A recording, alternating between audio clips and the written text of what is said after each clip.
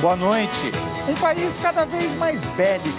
Emenda e projeto de lei aprovados no Congresso abrem brecha para o fiscal de trânsito usar arma de fogo e dão aos guardas municipais poderes plenos de polícia.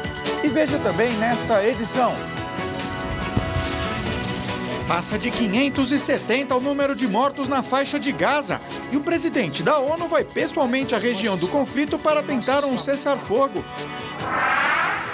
Separatistas pró-Rússia retiram 200 corpos do local da queda do Boeing da Malásia. E a Rússia agora acusa a Ucrânia de mandar um jato para interceptar o avião.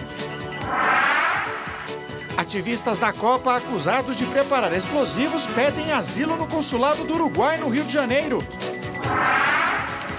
10 profissões vão perder espaço para a tecnologia na próxima década, entre elas a de carteiro. Eu gosto de levar boas mensagens para as pessoas. Inflação em alta e a previsão de crescimento da economia inferior a 1% este ano levam o país a um cenário de estagflação. Os riscos de acidentes para quem trabalha ou caminha mexendo no smartphone. Parando, você tem mais atenção. Vale a pena correr esse risco. Famílias de nobres ingleses colocam à venda uma montanha por 3 milhões de dólares. Estão aqui comigo na bancada o historiador Marco Antônio Villa e o advogado e ex-deputado federal Ayrton Soares. Participe com suas perguntas aos comentaristas por meio do Twitter e do Facebook do Jornal da Cultura. Duas leis aprovadas no Congresso abrem a possibilidade do uso de armas de fogo por agentes de trânsito e liberam os guardas civis para fazerem abordagem, cercos e prisões. O trabalho desses homens é manter a ordem no trânsito das cidades e punir infratores com multas. Na cidade de São Paulo, com 1.600 quilômetros de rua, por onde circulam mais de 7 milhões de veículos, sobram ocorrências. Uma emenda constitucional alterou o enquadramento profissional do agente de trânsito. Além do gerenciamento do tráfego, ele passa a cuidar da segurança. A função é equiparada ao dos policiais militares, civis e rodoviários. Para a Comissão de Segurança Pública da OAB, o problema é que na nova categoria, o agente de trânsito pode reivindicar trabalhar armado como os policiais militares. Essas questões, elas certamente têm que ser analisadas com muito critério, porque para você colocar um grupo de pessoas ou uma tropa armada sem o devido treinamento o risco é muito grande para a população. Dos 50 mil operadores de trânsito do país, o estado de São Paulo concentra a maioria. Nas ruas, as opiniões estão divididas. Eu acho que o poder deve ser dado a quem de direito, ou seja, ao próprio policial. Sou a favor. Por quê? Mais segurança, né? O Congresso também aprovou o Estatuto Geral das Guardas Municipais. Pelo texto, além da preservação do patrimônio público, as guardas civis também passam a fazer o policiamento ostensivo, garantindo, como já vem ocorrendo, o direito ao porte de arma. Haverá um período de capacitação de 2 anos e a unificação dos uniformes. Para o comandante da Guarda Municipal de Goiânia, a medida vai ajudar a categoria. Ela vai ter poder de polícia, poder de fiscalização de posturas, poder de fiscalização também no meio ambiente, porte de arma garantido por essa lei e diversas outras atribuições que estão vindo para garantir o trabalho que já está sendo executado aqui na nossa capital. O Brasil está entre os países que mais matam com o uso de armas de fogo. Dados do Mapa da Violência do Centro de Estudos Latino-Americanos, em 2013, o país registrou uma taxa de 20,4 óbitos por arma de fogo por 100 mil habitantes e ocupou a 9ª posição entre os 100 países analisados. Nos 2 casos, as mudanças legislativas elas devem ser implementadas, mas com responsabilidade. Estamos criando polícias do B. Boa noite, senhores. Eu acho isso um equívoco, né? Porque um dos entrevistados diz assim, não, quanto mais polícia armada, independente de que tipo de polícia seja, eu estou mais seguro. Não necessariamente, você pode estar mais inseguro. Então, eu acho que a questão toda, por exemplo, um guarda de trânsito, você está armado, eu acho que é um equívoco, eu acho que é uma sensação, claro, que a população tem brasileira de insegurança, isso é óbvio. Agora, não se resolve o problema da segurança, daqui a pouco você vai começar a armar a guarda-mirim. Nesse caminho do jeito que está indo, né? Ayrton, de acordo com o Mapa da Violência que a gente viu citado aí na matéria, houve mais de 46 mil mortes no trânsito em 2012, que são os dados mais recentes. Esse alto número de mortes no trânsito justificaria uma mudança como essa de armar o agente de trânsito? Olha, eu acho que o agente de trânsito, depois de capacitado, que tem 2 anos para capacitação, não vai te entregar a arma para ele é capaz de cumprir funções que hoje a polícia militar não cumpre. Essa insegurança no trânsito não decorre só da função dos agentes, a insegurança no trânsito decorre de vários fatores. E não são os agentes que são os responsáveis por essa insegurança no trânsito. Eles, na medida que podem, eles controlam o trânsito. Mas esse poder de polícia que se dá a esses agentes e aos civis também, aos policiais metropolitanos, nós possamos talvez ter uma polícia civil e não mais uma polícia militar. Sabe a diferença disso? O que é o poder de polícia e o que devem fazer os militares são coisas completamente diferentes.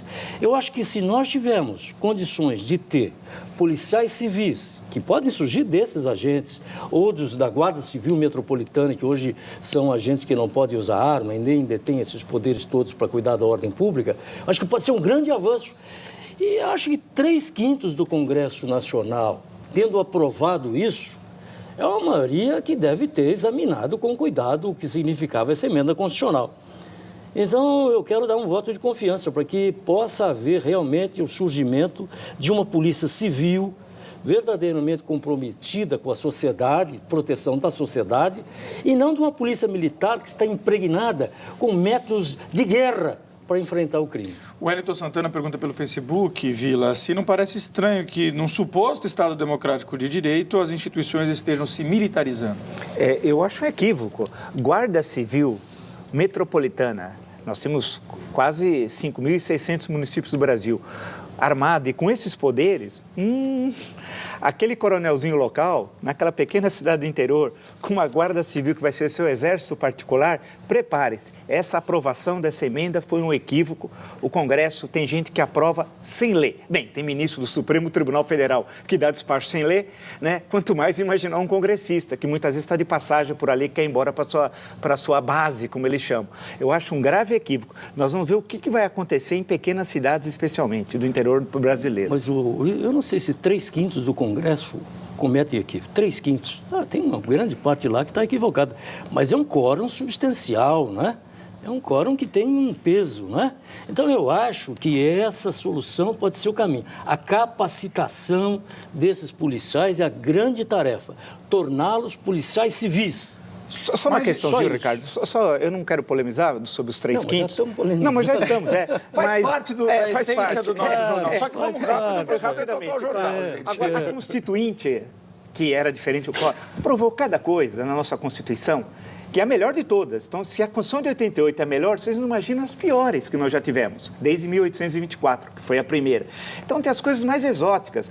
Por exemplo, trata que o Estado deve proteger o desporto nacional. Qual é nacional? Deve ser o futevôlei, né? Então, porque o resto é tudo estrangeiro, né? Assim, a grande questão é que, eu presumo que os deputados e senadores tenham lido, mas, para mim, não será surpresa nenhuma se eles não leram isso. E nós teremos problemas, aguardem. As pequenas estados do interior, os prefeitos, os coronéis locais, os senhores do Baraço e do Cutelo, como diria Euclides da Cunha, com seu exército particular, que serão as guardas metropolitanas.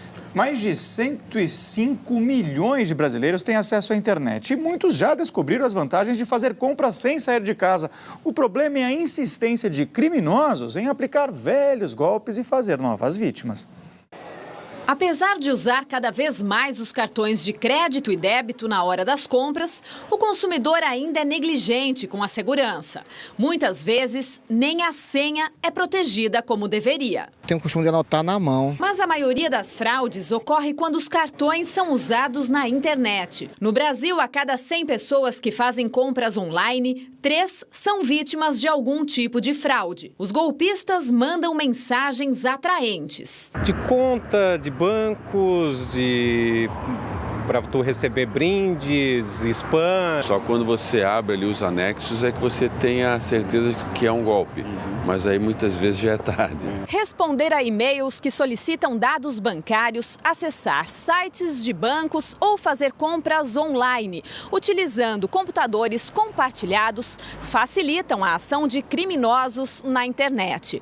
E é justamente essa falta de preocupação com a segurança digital que coloca os brasileiros na lista de usuários mais vulneráveis a golpes no comércio eletrônico. Falta um pouco de educação lá da base, desde que a criança é pequenininha e ela já tem acesso à informática, isso já é comum mesmo em escola pública, que ele tenha também um pouco do conceito de segurança da informação. A professora Ana Paula não resistiu ao anúncio de uma promoção de televisores que recebeu por e-mail. Ao acessar o link que levava ao site de uma grande rede de eletroeletrônicos, ela preencheu um cadastro com vários dados pessoais. Como uma compra comum, só que lá eles solicitavam para mim colocar o limite do cartão. Desconfiada, ela entrou em contato com a loja e descobriu que tinha caído num golpe. E aí eles disseram que aquele site não existia. Eles pegaram a página, colocaram como folha de rosto e aí pegaram a informação. Então quem acessa pelo link que eles mandam no seu e-mail,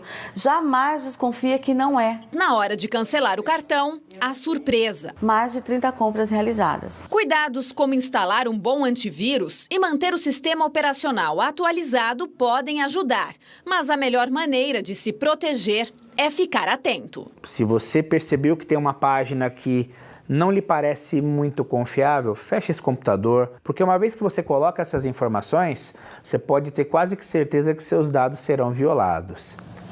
A economia brasileira deve crescer menos de 1% neste ano, segundo analistas do mercado financeiro. Esse cenário, somado à alta na inflação, faz o país caminhar para um quadro chamado de estagflação.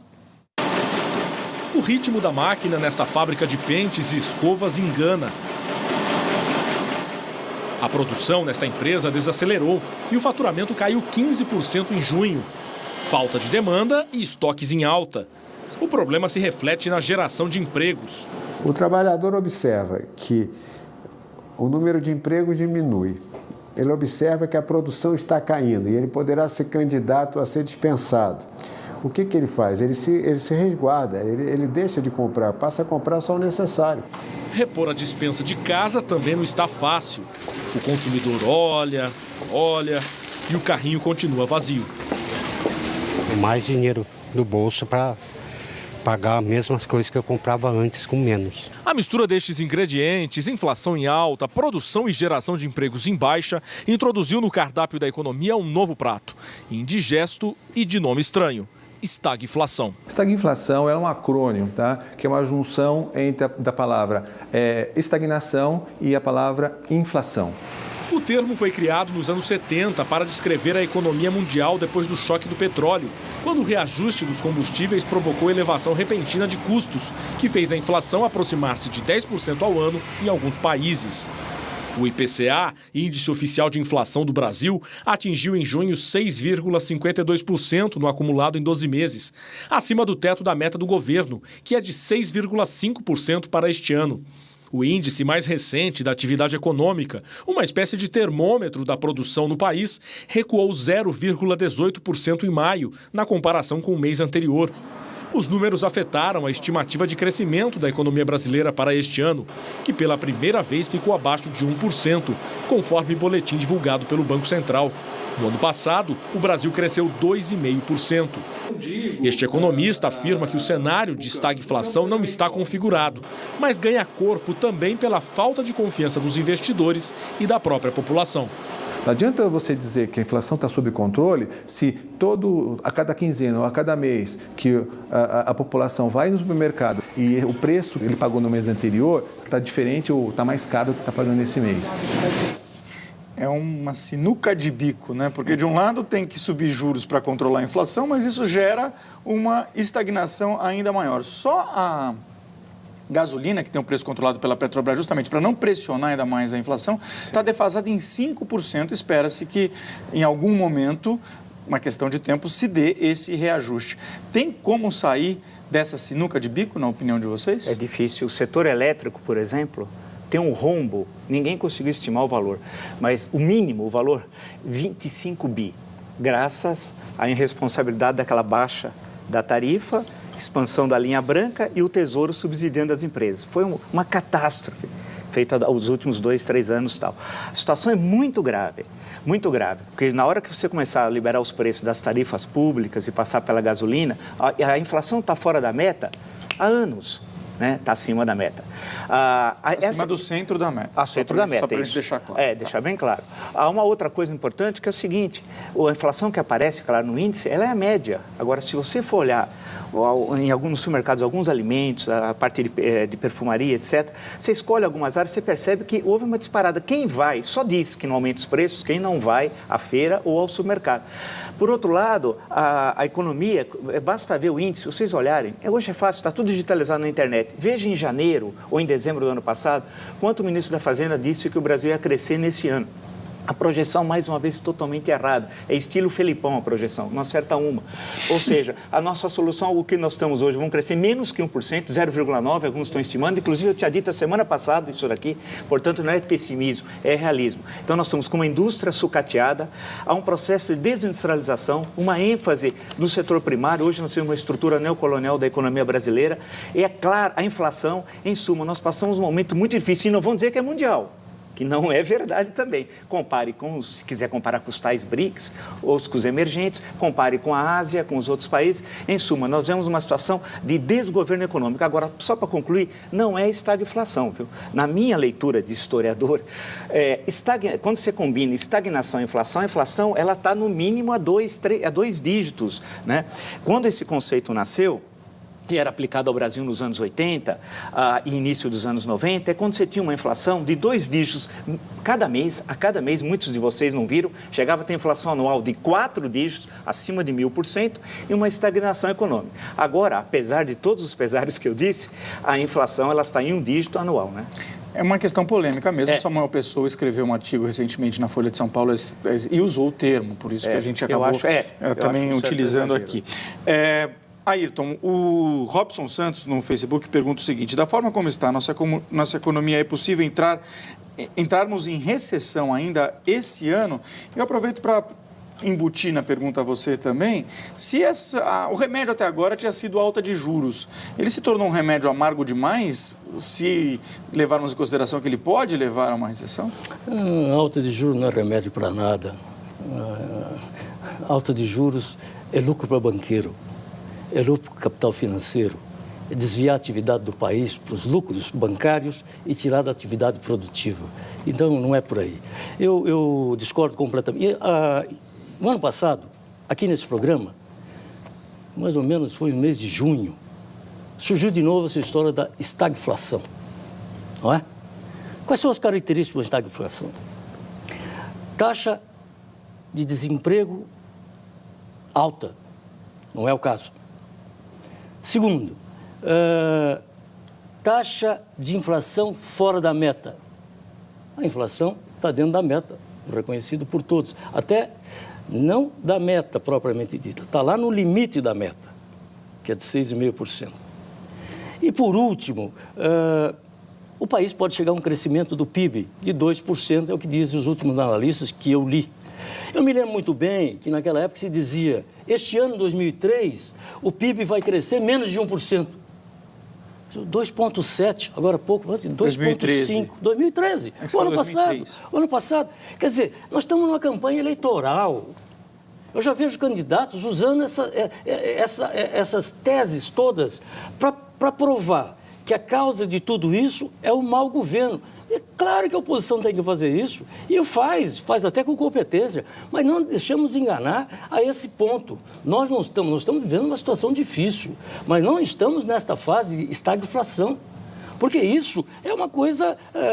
eu vejo os economistas falando sobre isso, e vejo todos eles vinculados a uma empresa que montou para consultas no mercado financeiro, ou são ex-funcionários do Banco Central. Eu não vejo um economista independente que tenha sido chamado à fala para dizer o que acha disso. Mas, na verdade, não há essa possibilidade. Está se repetindo a mesma campanha que se fez em 2013, foi desmoralizada ao final do ano. Mas o dado não é do Banco Central?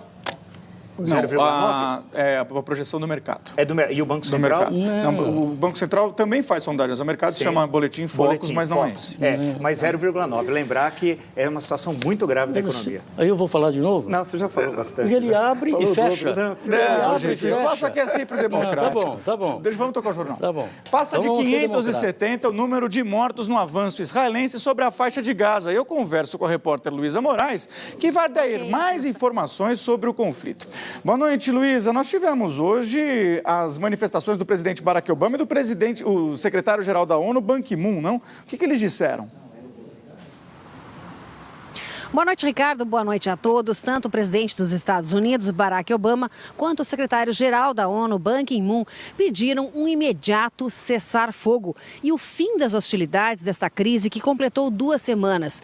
Hoje, um hospital palestino foi bombardeado, deixando pelo menos 5 mortos e dezenas de feridos. As imagens mostram a destruição causada pela artilharia de Israel no entorno do hospital. O 3º e 4º andar do prédio foram atingidos. O primeiro-ministro de Israel, Benjamin Netanyahu, acusou o grupo palestino Hamas de usar civis como escudo humano e de manter um depósito de armas ao lado do hospital. A nova onda de conflitos começou após Israel acusar o Hamas pela morte de 3 jovens judeus na Cisjordânia. Em retaliação, um estudante palestino de 16 anos foi torturado e assassinado por ortodoxos. Em Jerusalém Oriental, os assassinos dos jovens palestinos estão presos e vão a julgamento. As mortes foram o estopim para os bombardeios de ambos os lados.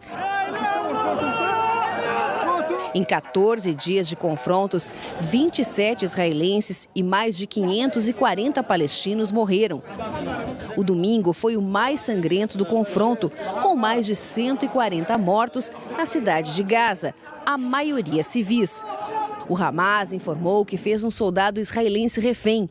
Um líder do grupo radical, Ismail Haniev, exigiu o fim do bloqueio israelense à faixa de Gaza e a libertação dos presos detidos na Cisjordânia como condição para aceitar um cessar-fogo. A pedido do Egito, o Conselho de Direitos Humanos da ONU marcou para daqui 2 dias uma reunião de emergência para discutir a crise. Ban Ki-moon vai pessoalmente a Jerusalém e Ramallah, na Cisjordânia, esta semana para tentar mediar um cessar-fogo. Nós não podemos nos calar até que seja feita a justiça.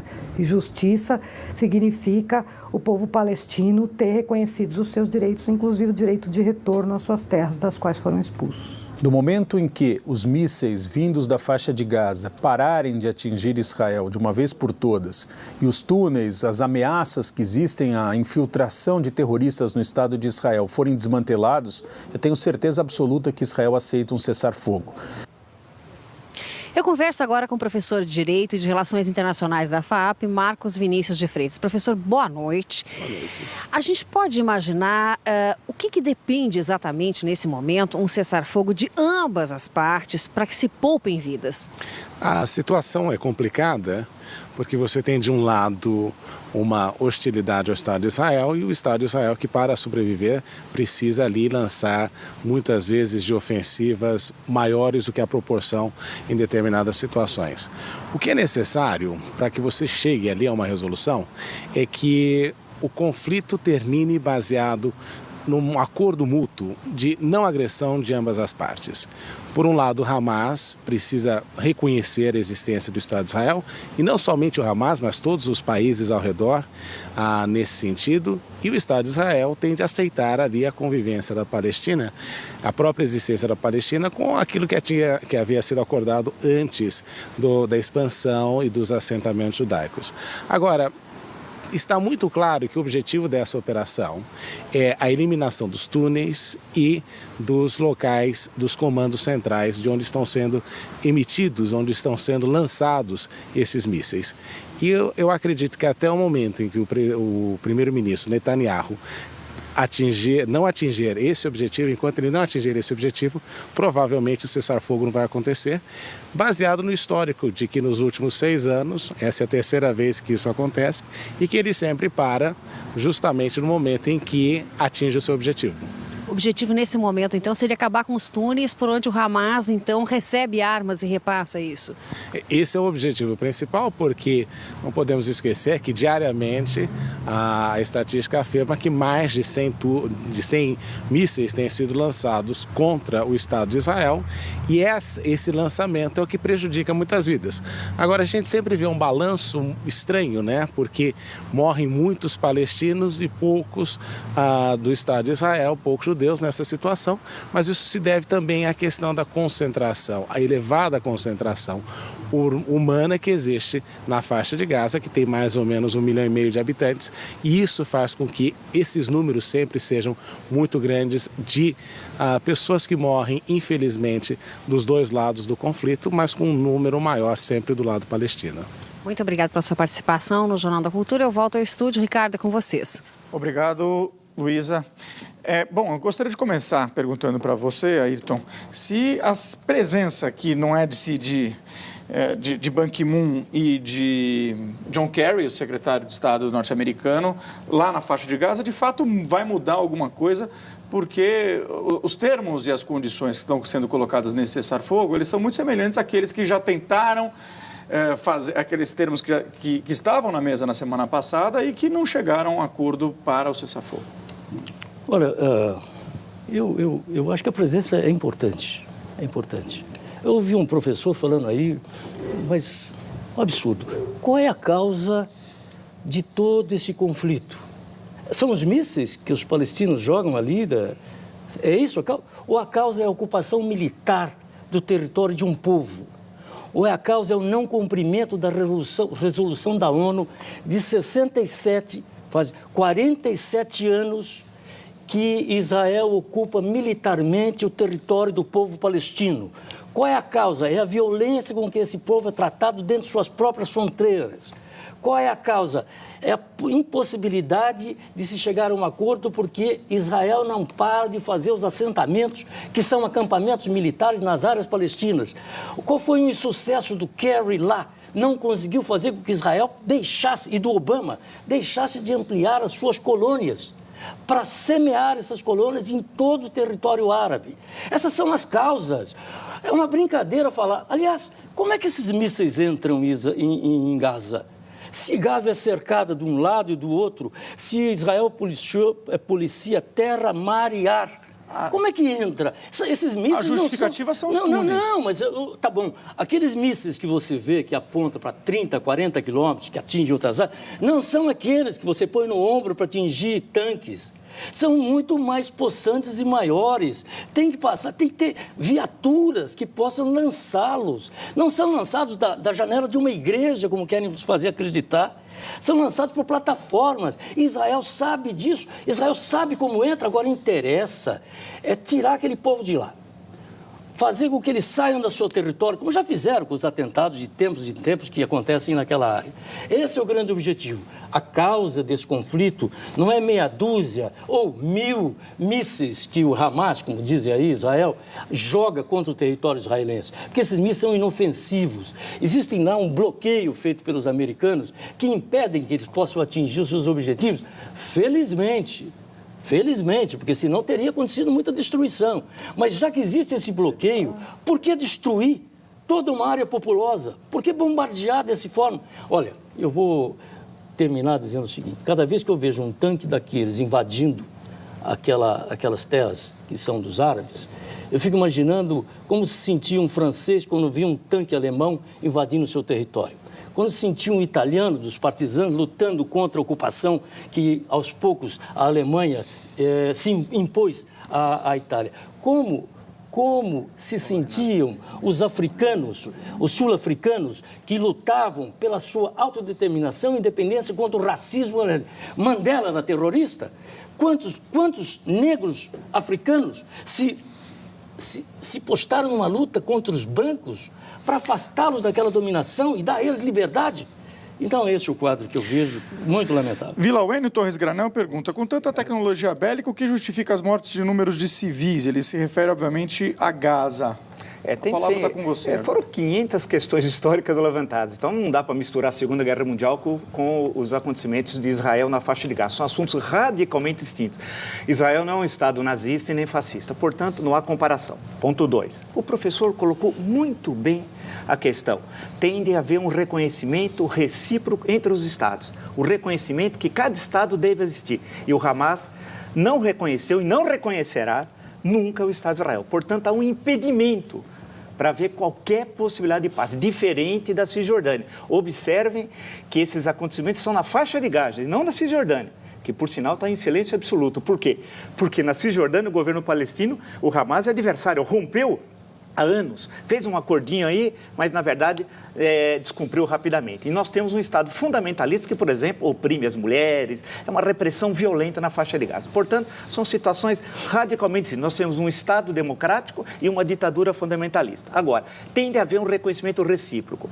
E a Síria, ninguém sabe que Síria vai ser, que não há governo ainda nacional na Síria, no Iraque também. Percebam a situação do Oriente Médio, em que você tem um Estado sendo ameaçado pelo conjunto dos Estados. É necessário chegar a uma paz. A ida do secretário-geral da ONU e do secretário de Estado norte-americano é fundamental. Tem de haver, buscar um reconhecimento, senão isso é impossível. E vai ser muito difícil, eu creio, obtê-lo. Agora, é bom lembrar que as armas chegam e mostram que o poder do Hamas hoje é N vezes maior do que era na última intervenção. Basta ver o número de soldados israelenses que morreram. Portanto, é necessário haver uma negociação de paz. Colocar a questão concreta hoje, do século XXI, de 2014, que condições concretas tem para isso? E hoje fazer a paz é muito mais difícil do que era fazer há 10 anos atrás, porque hoje não há Estado central na Síria, né, que era um elemento importante para se chegar à paz. Hoje não há governo efetivamente no conjunto da Síria e também não há no Iraque, além de instabilidade também nos outros governos da região. E só para concluir, os palestinos sempre foram, não há irmandade árabe, nunca. Eles foram sempre traídos.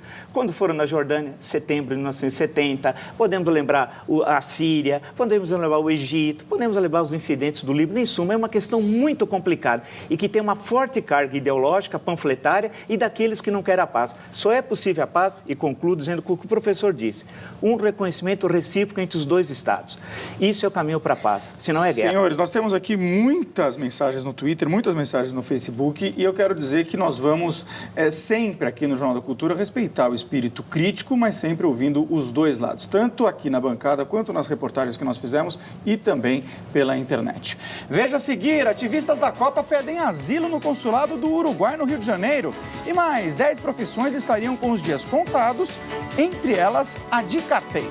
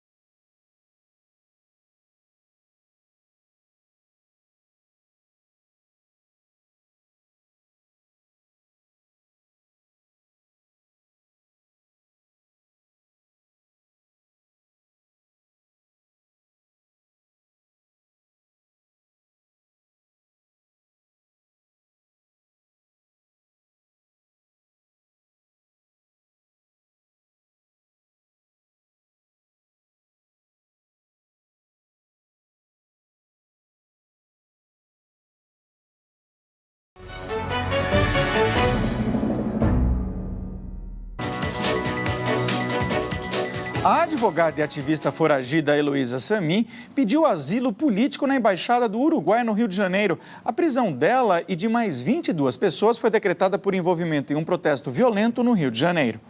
22 anos. Heloísa Sammy disse em vídeo publicado pelo canal Mídia Ninja que é vítima do Estado e que buscava proteger manifestantes da violência policial durante os protestos. Jamais cometi qualquer ato que infringisse a lei. Mas estou sendo vítima das forças coercivas do Estado, exatamente por defender pessoas que se ergueram e foram às ruas para protestar contra as ilegalidades cometidas por ele próprio. Os 23 ativistas são acusados de formação de quadrilha, vandalismo, lesão corporal e posse de artefatos explosivos durante a ocupação da Câmara Municipal do Rio, em agosto do ano passado. A Justiça negou o pedido de liberdade de todos eles e 5 já estão presos. 17 estão foragidos. O Ministério Público diz que os ativistas planejaram incendiar o prédio depois da ocupação. Heloísa Sammy cedeu a casa para reuniões de planejamento. Ela seria integrante do movimento Frente Independente Popular, FIP, criado para unir os diversos grupos de black blocs e traçar planos em conjunto para os protestos. Escutas telefônicas gravadas com autorização da Justiça mostram ativistas combinando de levar coquetéis Molotov. A gente precisa de líquido. Precisa de líquido. A gente vai ter que desenrolar aí com a galera. Já tem tudo. Já tem tudo pra fazer. Só falta... Cara, eu acho que uns 4 litros, uns 5 litros dá de boa. Os moleques estão pedindo pra não botar o vídeo. Choque pra correr no YouTube. Nem me fale. Eu Deus é o melhor presente, na moral. É pisca-pisca neles, mano, na moral. Entre os 23 denunciados estão os 2 acusados da morte do cinegrafista Santiago Andrade, atingido por um rojão durante um protesto em fevereiro. Fábio Raposo é citado como fornecedor de explosivos para os black blocs. Caio Silva como integrante do grupo. Os 2 estão presos desde fevereiro. Olha, o ministro do Supremo Tribunal Federal, Marco Aurélio Mello, classificou o pedido de asilo político por parte da advogada como sendo um motivo de motivação pífia, palavras dele. No vídeo que é divulgado pela internet, Vila, ela diz o seguinte, que está sendo presa, que se considera uma presa política e que está sendo perseguida pela força coercitiva do Estado que apresenta características fascistas. Também são palavras dela. Você diria que ela está certa? Eu acho que a advogada primeiro precisa fazer um curso de história. Ela não sabe o que é fascismo. Então precisa entrar, saber, pegar um dicionário de político. Norberto Bobbio, por exemplo, poderia recomendar para a senhora advogada tal. Segundo, nós vivemos sob um Estado democrático de direito. Terceiro, quem não gosta e odeia o Estado Democrático de Direito são essas pessoas aí que, na gravação, são os chamados black blocs, têm ódio da liberdade, da democracia e do Estado Democrático de Direito. Buscar asilo, eu estou esperando, vamos ver o que o governo uruguaio vai responder em relação a essa questão. Por quê? Nós vemos no regime, e não há quem negue, apesar de todos os defeitos que nós temos no país, desde 1988, de plenas liberdades democráticas. Imaginar que aqui é uma ditadura fascista, existe um Estado arbitrário, essa senhora deveria voltar para o primeiro ano do banco escolar. O Emilson Costa pergunta o seguinte, Ayrton, se é a criminalização de movimentos sociais ou a aplicação da lei? Olha, eu estava examinando isso com muito cuidado. Como os telespectadores devem saber, eu fui advogado preso político na época da ditadura. Naquela época, não havia um procedimento como houve agora por parte da polícia, do Ministério Público e da Justiça. Obedeceu-se o critério de escutas telefônicas que foram consentidas pela Justiça, fiscalização da conduta desses, fotografaram-se os miliantes, que eu chamo de miliantes porque quem faz o quebra-quebra, quem faz essas coisas não é um dissidente político. Não pode ser confundido com dissidente político, não pode ser confundido com um opositor, como aqueles que foram às ruas se manifestar contra o governo ou contra os governos. O que eu quero dizer é que pela primeira vez eu vejo um processo legal instaurado para apurar um delito que não é político. Processo legal, por quê? Por que o processo é legal? Porque obedeceu toda a tramitação. As prisões foram decretadas, houve recursos das prisões, estavam sendo submetidos. Agora, é um direito pedir asilo. Claro, se sente injustiçado no país, pede asilo. E eu espero que esses black blocs peçam asilo e não voltem. E não voltem. Porque realmente eles atrapalham o movimento da oposição verdadeira, que quer se manifestar. Eles confundem a opinião pública, eles afugentam os democratas. Eles são nocivos à sociedade brasileira. Tem direito de se manifestar? Tem direito dentro das regras. Quais são as regras? Respeitar o patrimônio público, o patrimônio privado, expressar o que quer. O que querem? O que dizem? Quais são os cartazes que fazem alguma coisa? Não se confunda. O movimento inicial, que era um movimento de reivindicação, com todas as faixas que se levavam, pleiteando melhores condições de vida, melhores condições de transporte, com esse movimento do quebra-quebra, que, como nós vimos pelas gravações, são muito bem organizados, até na organização de coquetéis Molotov, como ficou demonstrado aí pela gravação que foi exibida. Estudo feito nos Estados Unidos lista as profissões que correm o risco de acabar em até 2022 por causa da tecnologia. No topo está o carteiro. Alexandre trabalha como carteiro há 28 anos na região central de São Paulo e se orgulha da profissão. Eu gosto de levar boas mensagens para as pessoas, uma palavra de ânimo, uma palavra de encorajamento para as pessoas através das correspondências. Hoje existem mais de 63 mil carteiros em todo o Brasil e a entrega das correspondências porta a porta torna esses profissionais profundos conhecedores da cidade. Aquele prédio ali. Isso, do lado ali, né? Ali é o cartório eleitoral. A presença deles no dia a dia das pessoas acaba criando uma relação de amizade. O carteiro é uma figura que a gente está acostumado ao dia a dia, é uma coisa tradicional, de extrema confiança, né? A profissão de carteiro pode estar com os dias contados, segundo um site de empregos norte-americano, que ainda listou as profissões que correm mais riscos de extinção por causa do avanço da tecnologia.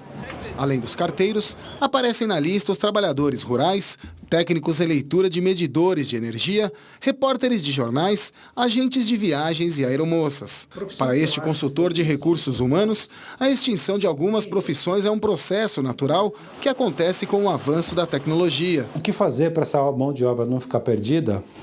Eu acho que primeiro tem que partir de uma decisão individual. E o governo tem que investir em educação, em todos os níveis. Educação não é educação básica, é educação profissional, é educação funcional. Alexandre tem apenas uma certeza: vai levar para sempre os amigos que fez durante a carreira, como o seu Gilberto. Uma relação de confiança.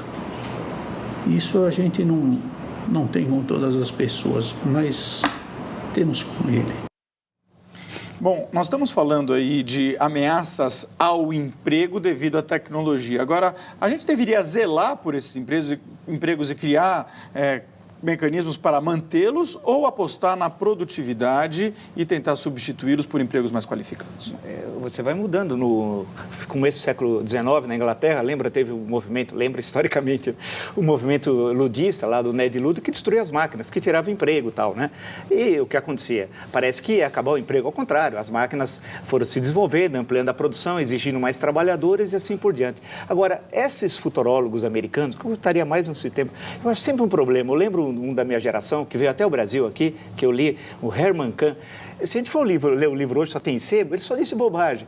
Quer dizer, por exemplo, os trabalhadores rurais, o senhor está maluco achar que em 20 anos vão acabar? Você imagina, se a gente olhar o mundo, né? Dá uma olhada na perspectiva mundial, e mesmo nos Estados Unidos, tal. Mesmo a questão do carteiro, que se imaginava que com a internet diminuísse muito. Basta ver a carga que o carteiro carrega por dia, que não é fácil, hein? E o que o carteiro anda, tal. Então, eu acho que, na verdade, muda as profissões. Ninguém vai querer mais datilógrafo, vai querer digitador. Há uma série de mudanças. Agora, imaginar que algumas dessas carreiras citadas aí, especificamente, trabalhadores rurais e carteiro, vão desaparecer, me parece um equívoco. Friedman foi prêmio Nobel de Economia, uma vez visitando a antiga China, não essa moderna agora, viu as pessoas construindo uma barragem e elas estavam usando pás. E aí ele perguntou, mas por que vocês estão usando pás e não escavadeira? Ele falou, não, para dar emprego para todo mundo. Ele falou, bom, então usa a colher, né? Se for assim, você concorda, Ayrton? Eu acho que tudo pode ser ajustado. É impossível negar o desenvolvimento tecnológico e como isso faz com que nossas vidas sejam melhores.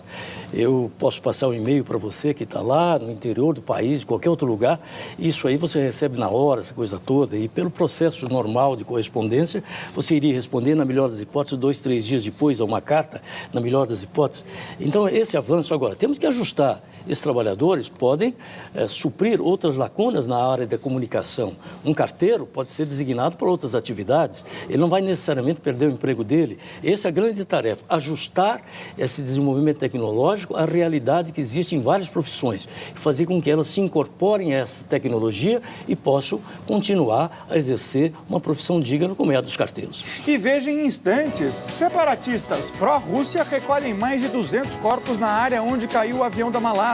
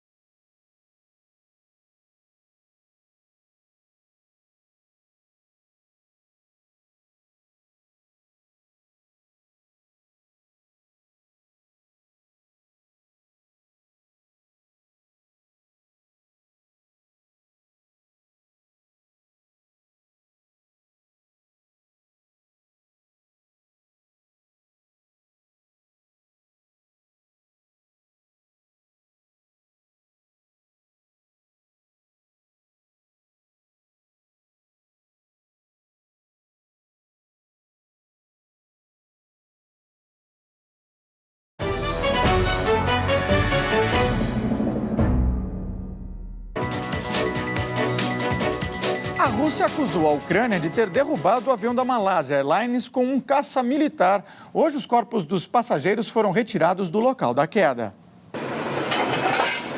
Trens com ar-condicionado vão levar os corpos para a cidade vizinha de Kharkiv. Um dos líderes separatistas garantiu que o transporte será feito sem interferências, mas exigiu a presença de uma equipe internacional e que as tropas militares liberem a ferrovia. O governo da Ucrânia disse que não adotou um cessar-fogo na região de conflito, mas jornalistas voltaram a registrar tiros e explosões na região. 4 dias depois da queda, equipes da Organização para a Segurança e Cooperação na Europa ainda estão no local. Trabalham sob os olhares atentos de vários homens armados. O governo da Malásia informou que as 2 caixas pretas já estão com investigadores do país. Hoje foram divulgadas imagens do momento em que uma das caixas foi resgatada. As Nações Unidas aprovaram uma resolução condenando a derrubada da aeronave e exigiram acesso ao local para uma investigação independente. O presidente americano Barack Obama voltou a cobrar mais firmeza da Rússia para controlar os separatistas no leste do país. Em resposta, o presidente Vladimir Putin condenou o uso da tragédia para fins políticos. Pouco depois, o ministro de Defesa de Moscou divulgou imagens de um radar que teria detectado a presença de um jato militar ucraniano entre 3 e 5 quilômetros de distância do Boeing 777 e acusou Kiev de derrubar a aeronave. Na Holanda, novos tributos foram realizados em homenagens às 298 vítimas. Flores foram depositadas na porta do Aeroporto Internacional de Schiphol. Em Roterdã, moradores realizaram uma marcha vestidos de branco. O rei Guilherme Alexandre informou que os corpos de 193 holandeses serão trazidos nos próximos dias em um avião Hércules C-130. Olha, o ministro de Defesa de Moscou solicitou aos Estados Unidos também que mostrem essas imagens que os Estados Unidos alegam ter, que provam que o míssil saiu do chão em direção ao avião. Essas imagens não foram divulgadas até agora. A Conferência Internacional de AIDS em Melbourne, na Austrália, começou com uma homenagem emocionante aos especialistas que morreram na queda do avião na Ucrânia. A Prêmio Nobel de Medicina, Françoise Barré-Sinossou, que descobriu o vírus da AIDS, pediu 1 minuto de silêncio para lembrar os colegas mortos na tragédia. Que isso represente nossa tristeza, indignação e solidariedade. Várias pessoas que estavam na plateia choraram e os que subiram ao palco para falar também não conseguiram esconder a emoção. O jornalista e embaixador da boa vontade da ONU, James Shaw, perdeu a fala no meio do discurso.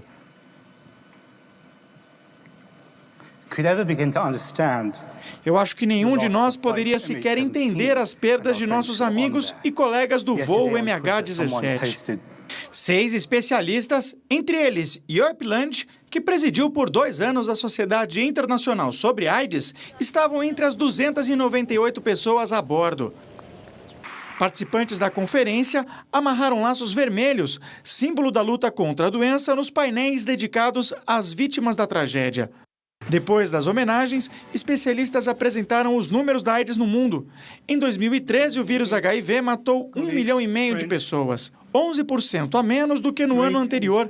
Atualmente, 35 milhões de pessoas estão infectadas. 2 milhões contraíram o vírus só no ano passado. De Melbourne, Marina Pecoraro, jornalista da agência de notícias da AIDS, traz outras informações. No mundo, aproximadamente 14 milhões de pessoas recebem tratamento. Em contrapartida, leis que criminalizam a transmissão do vírus e orientação sexual estão presentes em 80 países. Com mais acertos e menos erros, a comunidade científica presente em Melbourne acredita que será possível controlar a epidemia até o ano de 2030. Marina Pecoraro para o Jornal da Cultura. Já foi dito aqui nesse jornal algumas vezes uma frase que é lapidar. Numa guerra, a primeira vítima é a verdade. É possível, na opinião de vocês, diante dessa guerra de versões, chegar à verdade? Ali cada um vai ter a sua verdade, né? Mas eu prefiro acreditar mais na hipótese de um míssil que tenha sido detonado de terra por um governo não organizado, ou seja, o movimento dos separatistas. Porque imaginar que o governo da Ucrânia tem determinado a um membro da sua força aérea que, através de um avião militar, atingisse um avião de passageiros, é muito pouco plausível. Essa história que os russos estão contando é muito pouco plausível. É muito mais fácil imaginar que, existindo lá naquela área que é conflagrada, onde estão lá os dissidentes pró-soviéticos, que eles têm lá os mísseis, têm os lançadores de mísseis. É muito mais provável acreditar que de lá tenha partido o disparo. Se sabiam que era um avião comercial ou não, é outra história. Vila, rapidamente, a gente entendeu o que é democracia e o que é ditadura. Se a Rússia fosse um governo democrático, ainda não é, apesar das eleições, grande parte delas fraudadas, certamente um Estado democrático agiria em relação a essa questão de forma radicalmente distinta. Que claramente a Rússia tem uma intervenção na Ucrânia e já teve na Península da Crimeia e agora ali na região de Donetsk e tal, que é uma região rica da Ucrânia, tem uma intervenção com os separatistas que na verdade estão a soldo do governo russo, e como ela age nessa questão, nessa barbárie, nessa chuva de corpos, 80 crianças mortas. Aí a gente vê concretamente a diferença de um governo que está muito longe da democracia, ainda autoritário na Rússia, e um governo democrático. Um governo democrático agiria nesse momento dessas vidas certamente diferente. Aí a gente começa a ver na prática as diferenças dessa barbárie. E o mundo está assistindo isso em silêncio. Hein? E o governo americano em particular, o que mostra que o presidente americano, em termos de política externa, é um desastre. A seguir, CBF anuncia amanhã o retorno do técnico Dunga à seleção. E ainda, nobres ingleses vendem montanha por 3 milhões de dólares.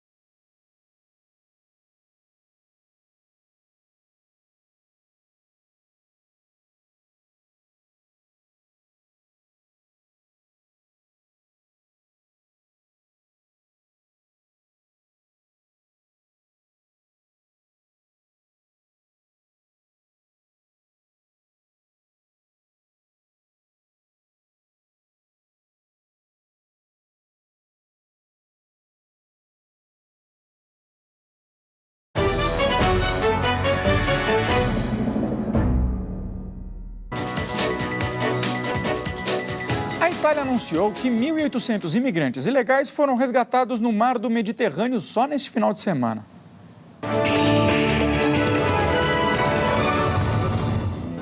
Os barcos estavam à deriva perto da costa. A marinha e navios mercantes resgataram os passageiros. O verão na Europa elevou o número de pessoas que tentam chegar ao continente através da costa da Itália. Desde o início do ano, 70 mil pessoas já deixaram a África na esperança de uma vida melhor na Europa.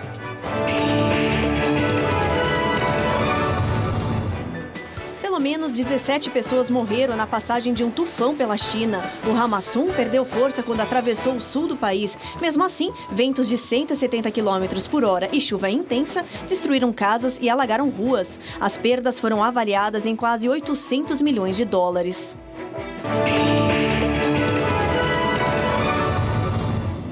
Um buraco gigante descoberto na Sibéria intriga os cientistas. Ele apareceu na península do Yamal, região onde existem vários campos de extração de gás. Mas não foram encontrados gases tóxicos na cratera de 80 metros de diâmetro. Especialistas tentam medir a profundidade da área. Uma das possíveis explicações para o surgimento é o aquecimento global. O solo congelado teria acumulado bolsas de água, gás e sal. Com o calor, a pressão explodiu o chão como uma rolha de garrafa.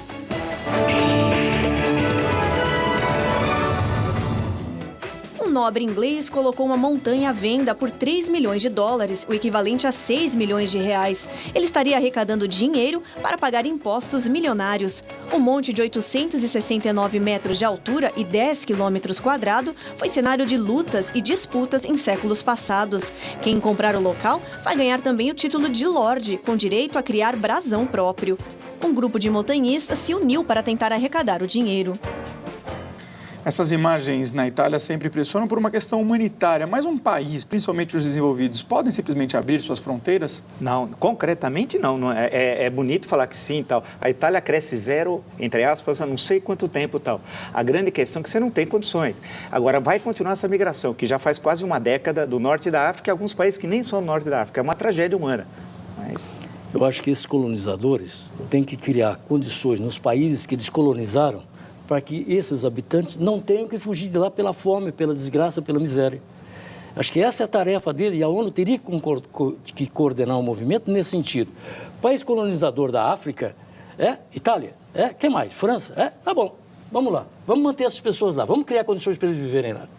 No Boa Noite Especial de hoje, uma história que surpreendeu todo mundo. A CBF anuncia amanhã a volta de Dunga ao comando da seleção. O sucessor de Filipão foi demitido do mesmo cargo em 2010, depois que o Brasil foi eliminado nas quartas de final na Copa da África do Sul. Dunga é também um dos 7 anões da história da Branca de Neve, mas a principal característica do personagem, do desenho, é que ele não fala nada e geralmente age como uma criança. À frente da nossa seleção, o nosso Dunga se destacou pelo temperamento difícil. Acabou sendo comparado a um outro anão da história infantil, o Zangado. Senhores, muito obrigado pela participação de vocês aqui no Jornal da Cultura. Mais notícias amanhã, ao meio-dia, no Jornal da Cultura, primeira edição. E a todo momento no nosso site, cmais.com.br/jornalismo. Uma boa noite a todos.